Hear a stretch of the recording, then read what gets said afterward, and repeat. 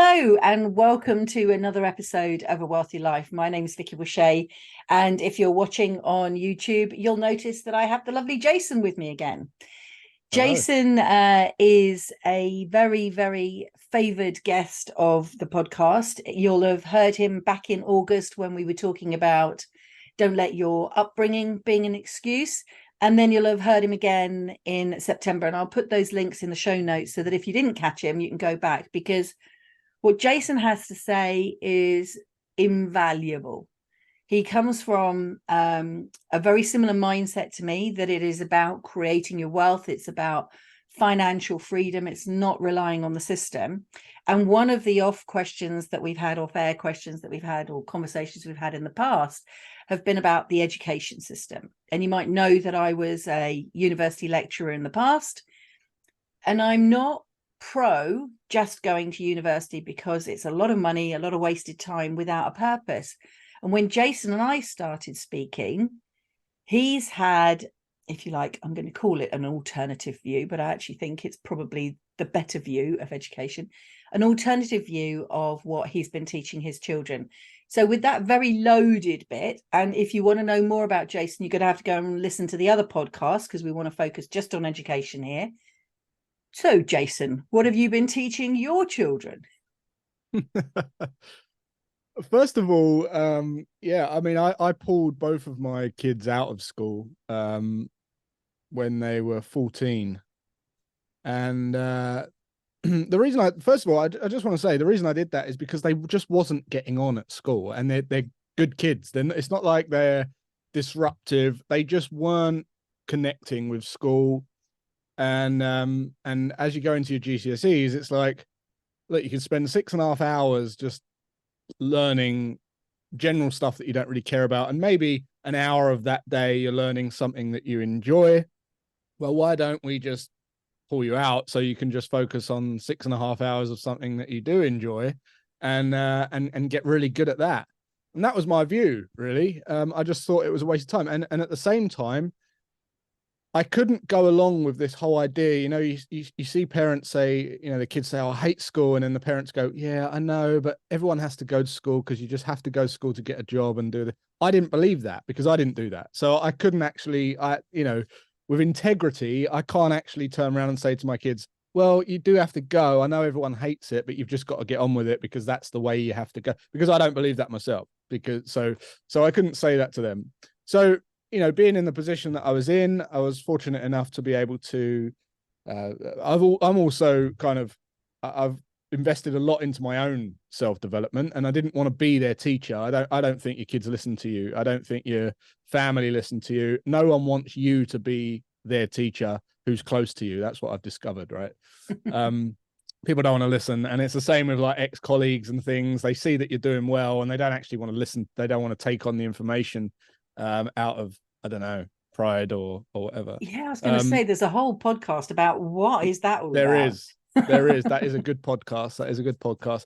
But I always thought, instead of being their teacher, it's best to lead by example. So I was just doing what I was doing, you know, trying to push on my my kind of universal values of everyone should do what they love, you know, find something that you enjoy, and you know, the rest kind of slots into place with a little bit of encouragement. And that was it, really. So my vision was, if I pull them out of school, I'm in a position where I can just gently push them into areas that I think that they really enjoy, you know, they excel in. And this is something that they didn't really teach you in school. They don't actually teach you, like, what is your purpose? What do you really enjoy? What really lights you up in life? You know, what energizes you? They don't ask you those questions at school. No. And to me, that's the starting block of like a very successful life. It's like, if you can just push and pursue and build a life around something that energizes you, you've completed it. Like I that's know, it. happy Right? And you days. pay for your lifestyle expenses doing that, and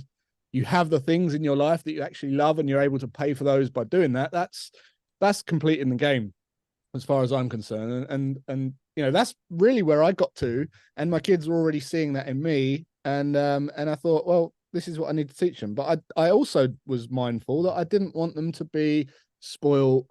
I didn't want them to be entitled. I didn't want them to be lazy, and I wanted them to, to have the get up and go to actually want to pursue. Because if you're just left to your own devices, yeah, you might love something, but you're flaky and you flip flop around because I like it, but I'm not going to push hard on it. So my job was really to figure out what they love and then push them a little bit harder on that, because you do have to work. You do have to go outside your comfort zone a little bit to actually make something work in an area. So that's really what I took. And alongside all of that, I taught them that one, I'll give you an example in terms of like work and putting in the effort and reward and things like that. One of the things that I started very early on when I just pulled him out of school was he wanted to save up for an Xbox or something, right? So some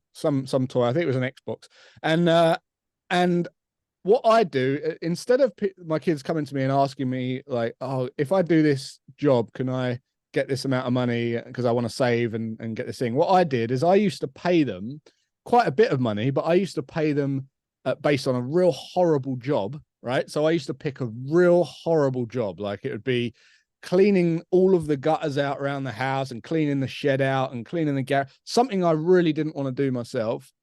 And I would say to them, I won't pay you, for example, I won't pay you £20. I'll pay you £100 for that job, right? But you don't get a penny until it's 100% complete. And that can take you 1 hour or it can take you 2 days. But you won't get a penny until it's complete. And if you don't complete the job in full, you won't get a penny of it. And what that taught them was, one, the greater the pain of someone, the more problem you can solve for someone, the greater the reward in terms of money. Two, you don't get paid for time, you get paid for results. So I didn't want them having this whole thing where you're paid per the hour, because if you go into work that way, you're very limited in what you're basically boxed into what school tell you. School tell you, if you pass this exam that we made up, you will fit into this ABCD category. And then if based on what category you get, you can get this job or this job or this job. And based on that job, you can get this income, and this. That's all rubbish. You can earn whatever you want in anything without any certifications. So I didn't want them thinking that. So it was like, okay, you get paid on results. So when the job's finished, you get paid. So Nice. that means you can then work out a quick way to do the job. You can work out, you can outsource it and get other people to do it for you and just take a small cut of it, right? That links to your story. You did the story about the car washing, and that's all we're going to say about it. You'll have to go back and listen to the other episodes. Yeah, exactly that. That's what I took from my own childhood. I can see this. I can see how your childhood is feeding into this. That's awesome. Yeah. And I can see how juiced you are about it. Let me just slip that teacher hat back on him. But what about the fundamentals of maths and spelling? Yeah. So maths and spelling. My kids were 14, so they could do probably about as good maths as I can now, and they could spell and do all the writing, right? So I didn't. Again, it was a belief that I didn't feel if you wasn't interested in maths. My teachers told me that I used to say, could I have a calculator in my exam? And they say, well, or can I use a calculator? And they won't. Well, you won't have a calculator on you every day. Well, I do. So I do have a calculator every day, thank God. And my kids got to the level where they knew enough about maths, and from what I believed would serve them in life, that's all they needed, that level. And they didn't need any more, and they didn't need any more. They didn't need to know about Shakespeare. And I just, it was all based on my own opinions and values, obviously. But my kids were, when I pulled them out of school, they were literate and they were very switched on. They just weren't motivated to learn any more algebra or any more religious education or anything like that. That just wasn't in their interest. So luckily at the time, to my disposal, I had a pretty good network of people to pull on if I needed certain areas of information or expertise that I could share with my kids. But what I believe is really important to learn about is not so much the maths and the English and the science, but really whatever you do and you find your passion in, what it's really going to come down to is understanding your health and your well-being, understanding how money works, understanding how to relationships, understanding who you are and what you need, how you know yourself better, and then how to build business or know a bit about business. So those were the things that I kind of focused on, and I had a ton of mentors and experts around me that I could pull on, and I'd take them to networking events with me. I think you came to a networking event where one of my sons was there, right? And he's networking with all these entrepreneurs, and that was a great experience. And he still talks about that today, that day when I met you there. So those kind of memories and those conversations that they have at that age last, and they remember all of that stuff, whereas they don't remember square root of 3.82. They just won't remember that because it's not something that's intrinsically motivating to them. So back to your question, they were at a level where I believed that they didn't really need any more maths. They got English. The foundations. So it's really interesting, isn't it? You let them stay in the system until they got the tools, and the tools are fundamental maths and fundamental, the old-fashioned reading, writing, arithmetic, that sort of stuff. Yeah. Because they can read now, if they, for example, watched a film on the TV and the film was about, because you mentioned Shakespeare, the film was about Shakespeare, and then they wondered, I wonder who this guy is. They could pick the phone up and they can Google it. And I've been doing this because I love history. Yeah. I pick up when I watch something on the TV, because you never know whether it's drama or true. Yeah. If there's a moment in a like a film that I'm watching about, for example, at the moment, Elizabeth I, I keep stopping the film every so often to go to my phone, and then I'm Googling it, and then I read a bit about that, and then I come back and then I press play again, knowing, oh yeah, no, this is true, or this is supposition. And so I'm blending those in, and that's the sort of stuff your boys can be doing. But it's because you're interested in it, right? Yes. They will go and naturally do that if they're interested. And then what I would do is, if I'd see that they had a certain interest in something, I would push them a little bit further down that rabbit hole. So I would hold them accountable a little bit and invest in them even in that direction. So I say, right, if you're interested in that, I'll buy you this, and that will help you with that. And then I wouldn't let them flake. So if they started going, oh yeah, I might do something else now, I'd be like, well, no, you like this. What don't you like about this? Because maybe we can find something in that same niche, that same area. Like it might be creative arts, or it might be coding, but he doesn't like coding Excel things anymore, but he likes C++ or whatever. And I go, right, well, maybe you don't want to code that, but what about coding computer games or video editing or for the creative, or or barbering or anything? There's like all these creative arts, and you can start going, well, use that skill there, and then we'll push you in that direction. And I know this sounds like, oh yeah, we'd all love to do that, but one of my goals in life was to be in that position when I had kids, to be able to guide them to do what they want to do, so that I don't have to push them out to get a job to give me money to rent. That was one of my massive goals. So I want to put that disclaimer out there. That was one of the reasons that drove me to do what I did in the first place, so that when I had kids, I could be in the position to do exactly what I did with them. But going back, I just want to make another little disclaimer. At the beginning, I said I pulled them out because they wasn't getting on with it. If they loved school, I would have kept them there. And I think if anyone does love school, you should stay there. But then also going into your thing about maths and all the rest of it, one of the things that we didn't do with our kids is ignore them while we're on the phone, or go out to dinner and put an iPad in front of them whilst they ignore the family. That happens a lot now, and that's very common now. And I believe that really served their skills, their cultural skills, their personable skills. They're very polite. They're very, unbelievable kids. Like I know I'm biased, but we get people comment on them all the time because it's so rare now. The postman knocked at the door yesterday, and my 14-year-old opened the door and said, Good morning. You having a nice day? Like he said that first to the postman, and I think that's quite rare. Those skills are the things that matter. Because if you can get good at those skills and you're doing things that you enjoy, you can start to build a really remarkable life.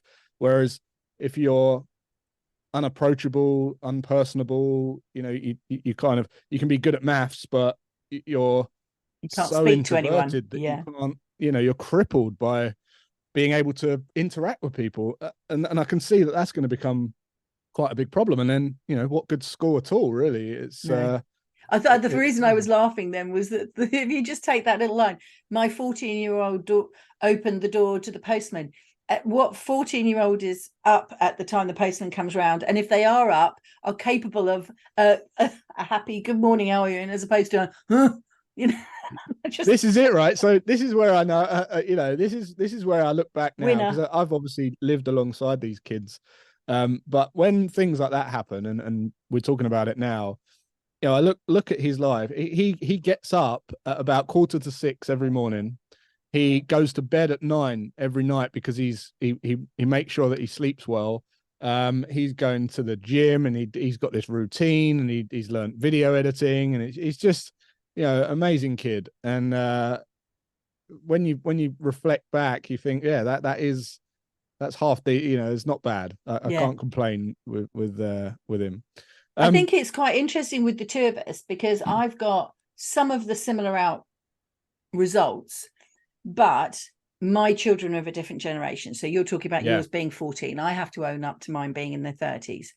So the thing for me is that when we went out, we didn't have the iPads and the phones that the kids would have sat there. The children sat at the table. My older daughter refused to go to sleep if there was a social event on because she wanted to sit at that table and listen to all the adults. And she knew that if she interrupted, then I would probably notice her and say, go to bed. I knew she was there. So she learned not to butt in. However, when the adults spoke to her, she could then engage with them in the conversation.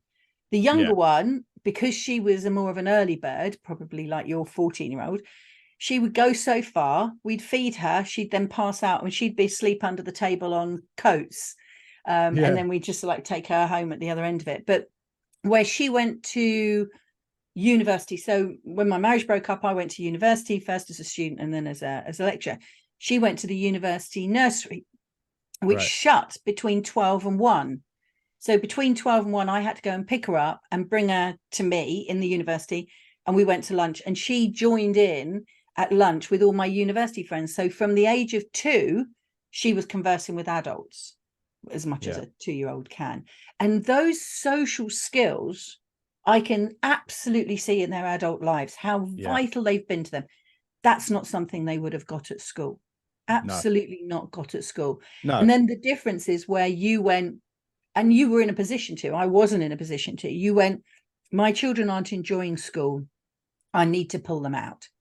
I wish that I had had that, particularly for my younger one, because it's turned out that she's potentially got ADHD and things like that. And she went into an area of school where she had a mentor. She was under the gifted and talented government funding because she was bright, but she could not sit in a class with 30 other kids, some of which were mucking about, and concentrate on a human at a board doing the writing and just listen.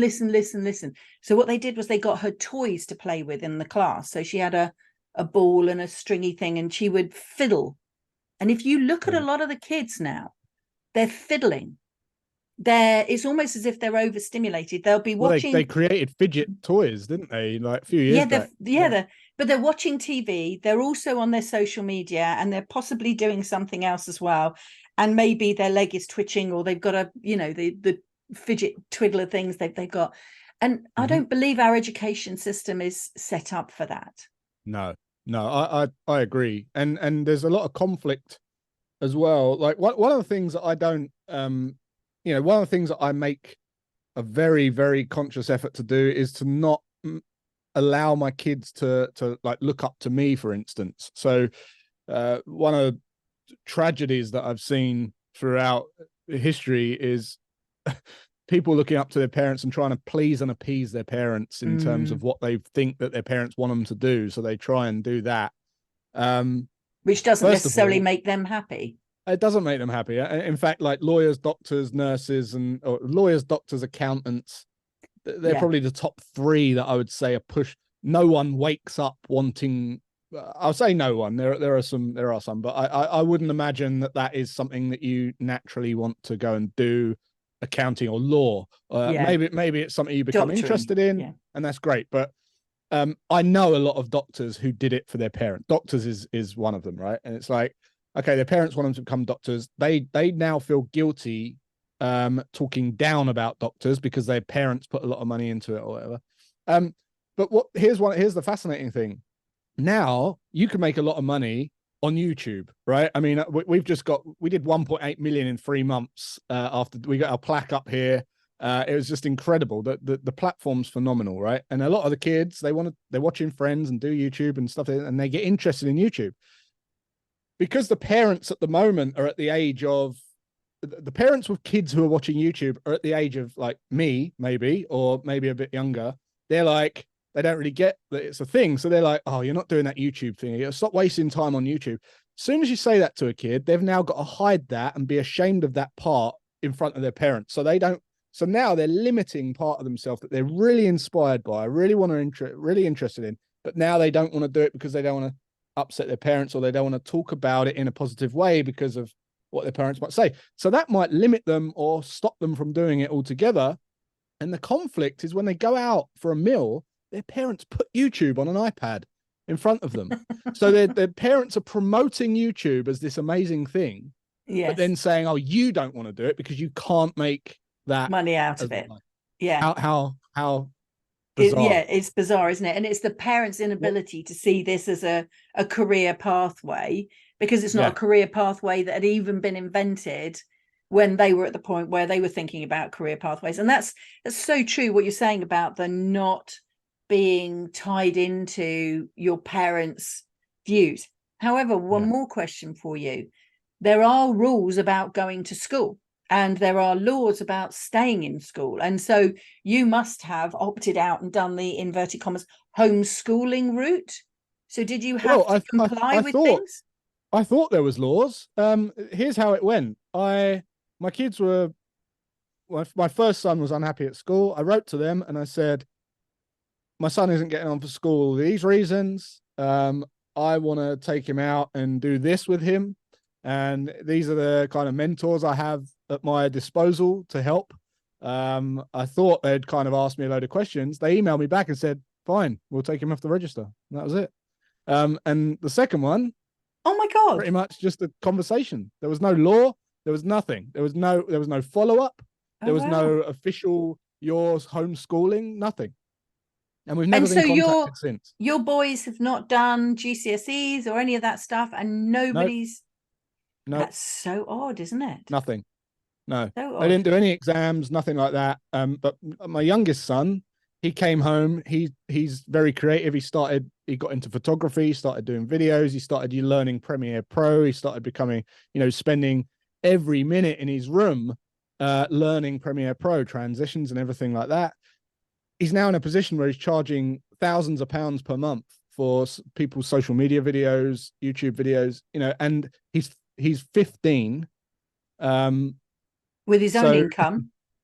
He's got income, right? And instead of spending 6.5 hours at school learning general knowledge and maybe half hour of something he was interested in, he came home and spent every minute working on something he loved, and is now earning more than those kids might earn until they're 35, 36. And that's the truth. Yeah. So, that's an example. That's a case in point. And if I take it to the bit where it links in with my opinions of school, had he stayed in school, or either of them stayed in school in the school system, they'd get to 16, they'd be doing the GCSEs. As soon as they've done the GCSEs, either the school will take them into A levels or they'll go to college. They'll then do A levels. Yep. As soon as they've done their A levels, they're going to be pushed down that funnel towards university. Everything in the school is primed towards university, not for the sake of the child, but for the sake of the school league tables and results. And then they enter 3 years where they earn nothing, they incur 3 years of debt, or the parents incur 3 years of debt, or both the parents and the kids incur 3 years of debt, and then they come out at 21 instead of when they were 18, and they're in a position where they're just starting. They've got very little on their CV to go, look at me, I've applied my skills. All they've got is 3 years of saying, and the thing is, if you don't get a first, or at least a 2-1, if you just, I'm so sorry to people who get 2-2s, but if you just get a 2-2, you're just average. You've spent 3 years and incurred 3 years of debt to prove to someone you're average. And it's shocking.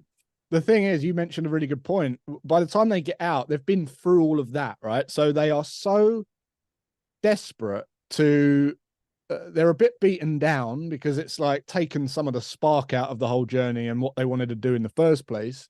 But they're so desperate to then start earning money. And the reason and because they're a little bit resentful of the whole process and they feel like they deserve a reward after doing all that, they want to spend their money on crap.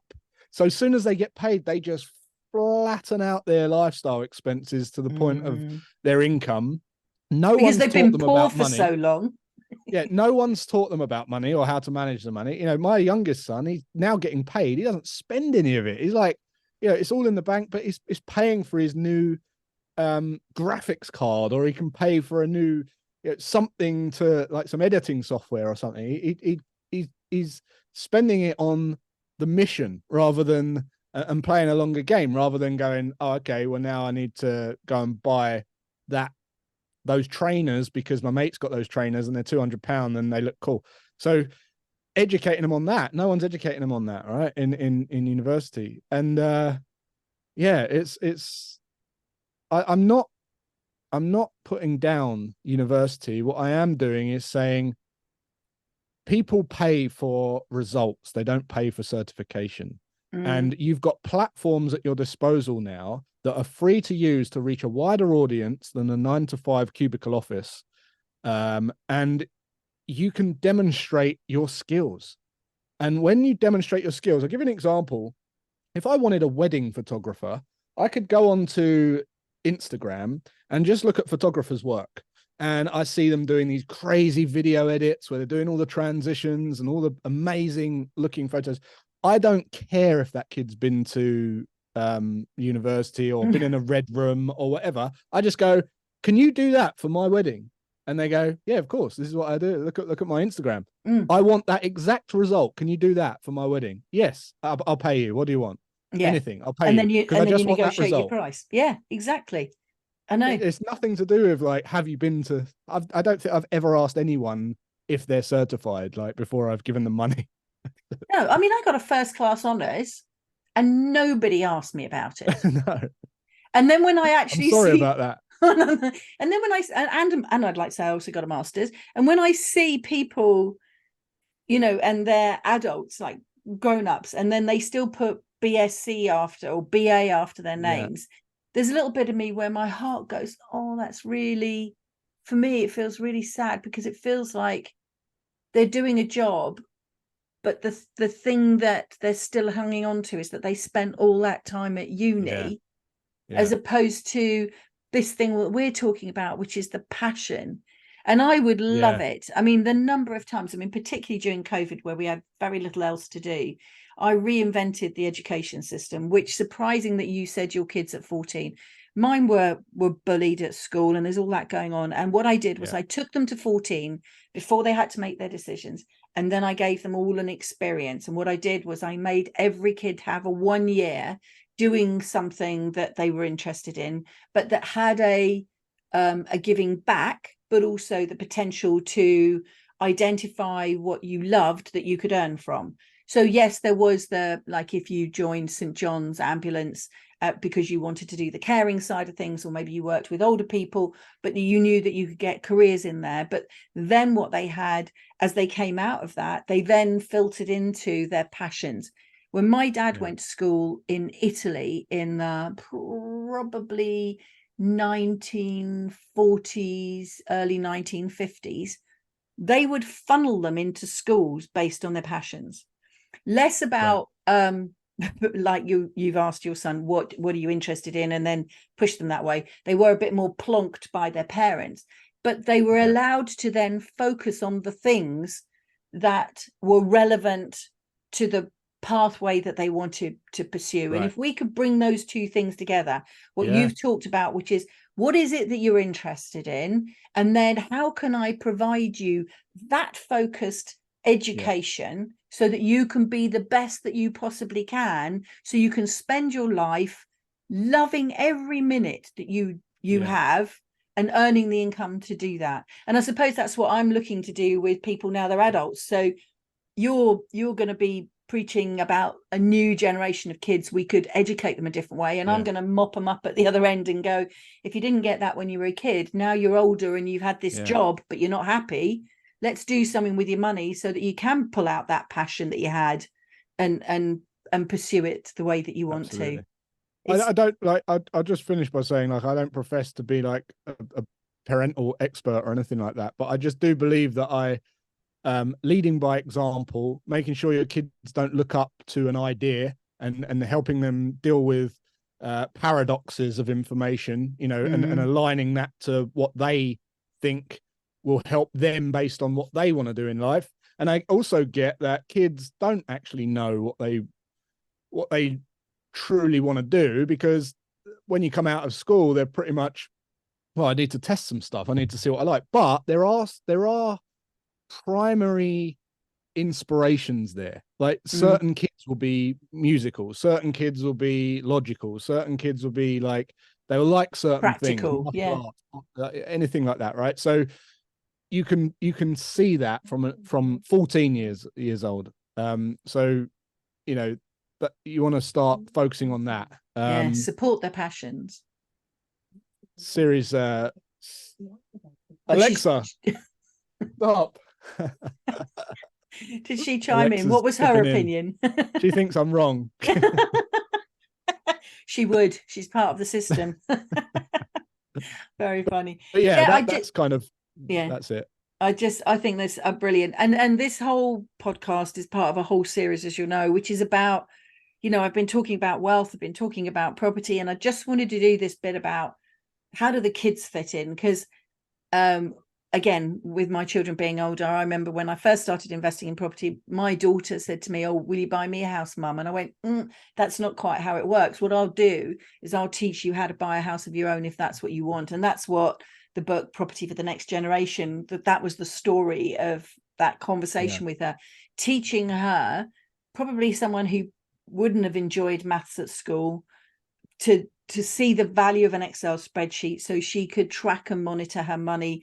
And then very early on bought her own house, and then bought her car, and now she's on to her second house, and so on, because I went with a question that I could then help her with. And a bit like you, I don't profess to be the most brilliant parent or get it all right, but what I hope I did for both the girls was give them broader experiences. As a child with an Italian father, we traveled a lot in Europe, so I always wanted my children to travel and see the world. And I know you've done that with your kids. That's been massive. How other people live in other countries, understanding cultural differences. Where's that taught in school? You know, so that bit of when my kids were 7 and 9 the first time they went to Africa, and I remember them asking a question when we went out to KwaZulu-Natal, which is sort of north of Durban, and meeting Zulus, and they lived in big round buildings with straw roofs, and a 7 and a 9-year-old, and they'd been to a few other places in Europe, but this was their first dramatically culturally different place, asking why the children had holes in their clothes, and explaining that that's because that jumper that they're wearing would have been their older brother's jumper and their mum's jumper and probably grandma's jumper, and not throwing things away. And then seeing plastic bag trees, you know, plastic bags grow on trees. No, but it's where all the rubbish, and this was back in the early 1990s, looking at the rubbish situation, going on safari, seeing the animals. Then because of the friend we were with, she was a doctor, and listening to what she did, one child left at 7 and 9 one wanted to be a vet and one wanted to be a doctor. One then pursued all the way through to being a doctor. And it's from those early experiences, and as you say, taking them and nurturing those passions. And if you do not feel as a parent that you want to, or you're able to take your children out of school, that's not what this podcast is about. And I hope you don't take that. But maybe what you can take from what Jason and I have been saying is, look at what fascinates your child, and what can you do either within or with outside the system to support that, because there's so much there. And if you don't know, ask someone. Yep. Jason, totally. I am so grateful for your time. We had Sebastian, your friend, on, and you know, someone we both know, last week. There's still another couple of podcasts in this to go. Definitely. Do please subscribe, review, rate, etc., all those things. And of course, follow along Jason's podcast. He's got an amazing podcast, always free. The links will be in the show notes, so make sure that you tap into those as well. Amazing. Thanks for having us on again, Vic. It's been a pleasure. Let's think of that next topic that we can talk about. I love talking to you. Let us know in the comments, or if you're watching this, just send Vicky a message. That'd be awesome. Yeah, and I love talking to you. And if the one way that I can get you to myself is to record it and make it a podcast, so it's a public conversation, I don't mind that at all. So look, thank you very much to everybody for listening. I hope that Jason and I have both been able to put a little bit more whoosh into your lives, and hopefully some future whoosh into your children's lives. Jason, thank you very much. Thank you.